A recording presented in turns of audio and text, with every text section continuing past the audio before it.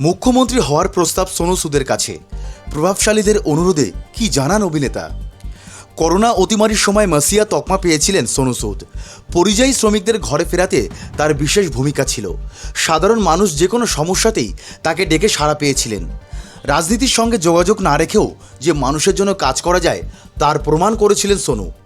অনেকেই আশা করেছিলেন এরপর হয়তো রাজনীতির ময়দানে অভিনেতার দেখা মিলবে, কিন্তু সোনু নিজেই সেই সব জল্পনা ভুল প্রমাণ করেছেন।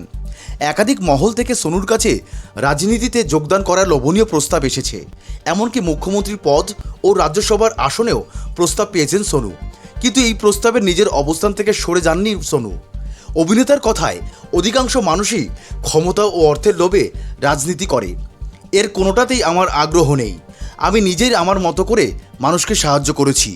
কাউকে আমার কোনো উত্তর দেওয়ার নেই। রাজনীতিতে থাকলে অনেক দায় থাকে, সেটা আমি ভয় পাই।